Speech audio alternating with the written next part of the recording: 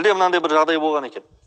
Пайғамбарымыз саллаллаху алейхи вассалам көшеде кетіп бара жатқан уақытта бір сахабаны көреді, сахаба топырақты аунап жатады. Сөйтіп сұрайды ғой, не болды деп. Таяммум соғып жатырмын дейді да. Жүніптіктен таяммум соғады. Сөйтсе сөйтіп ойлап қалған екен, жүніптік болса толық сөйтіп топыраққа аунау керек деп. Пайғамбарымыз саллаллаху алейхи вассалам таяммум былай алынады дейді да, қабырғаға үйретіп, дәл осы біз көрсеткендей үйретіп береді да. Сонда сіз жүніп болыңыз, дәретсіз болыңыз, таяммум барлығына бірдей болды. Кімде-кім су таппаса дейді, ол өз сапарда, мысалға сапарда жүр, су жоқ. Немесе қаланың сыртында, қарағанның сыртындамыз, су жоқ. Әр мені мен судың арасынан 1 миль болса дейді. 1 миль өткенде қалай есептеді, қанша метр болды? 1800 метр шамамен, де 1800 метр негізі 1 миль. Yani 2 километр деп айта берейікші, жеңіл болу үшін. Сізбен судың араңыз 2 километр болса, әрі басқа су жоқ шыққан жерде не істейсіз? Таяммум соғып намаз оқи бересің, жақсы ма? Айтып жатыр, немесе мынандай бір жағдай болуы мүмкін. Су бар ол адамда, бірақ ол ауру болған себепті ол суды қолдана алмайды. Суды қолданатын болса ауру күшейіп кетеді. Немесе жүніп адам сумен жуынатын болса өліп қалуы мүмкін. Мысалға, не істеп үсіп қалуы мүмкін, немесе ауырып қалуы мүмкін. Ол адам не істейді? Таяммум соғып намаз оқиды деп жатыр. Енді таяммумды қалай соғамыз десе, таяммум 2 соққыдан тұрады дейді. Біріншісімен жүзін сипайды. Мысалы, ең әуелі мысалы біз ниет етеміз да, осы таяммум арқылы намаз оқимын деп.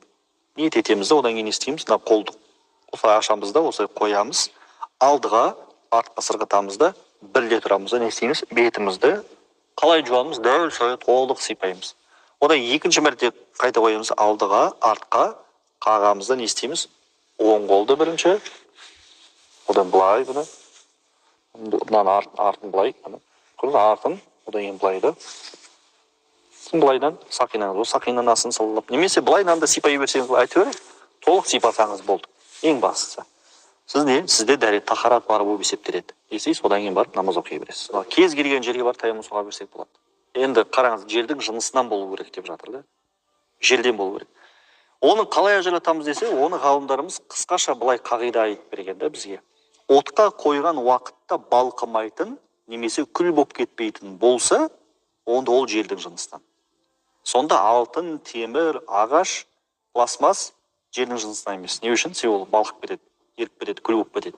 Қалған бәрі жердің жынысы. Соны ағашқа таяммум соғуға болмайды, киімге таяммум соғуға болмайды. Қай кезде біз ағашқа таяммум соқсақ болады, киімге таяммум соқсақ болады, шаң болса. Әрі шаң қаншалықты болу керек? Мына бүйтіп қолды қойған уақытта, мына қолда шаңның әсері қалу керек. Түсіндіңіздер ме? Сондай шарт. Киімге қарса не соқсақ болады, таяммум?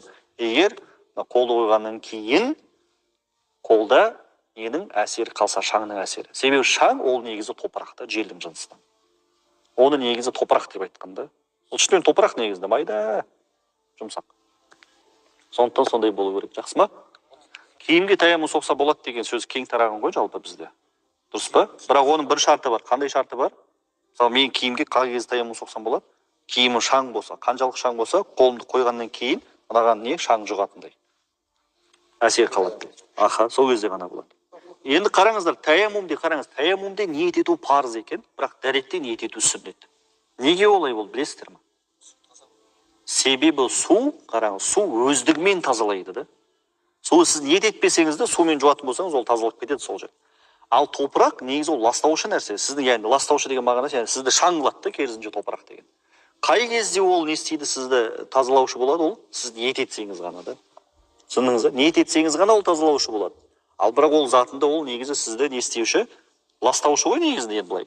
Былғайды сіздің денеңізді, дұрыс па? Сіз пока ниет етпейінше ғана ол не істемейді, ол қай кезде тазалаушы болады, ниет етсеңіз ғана. Сондықтан ниет ету таяммумде парыз болды. Неден ниет ету, дәретте ниет ету сүннет болды да.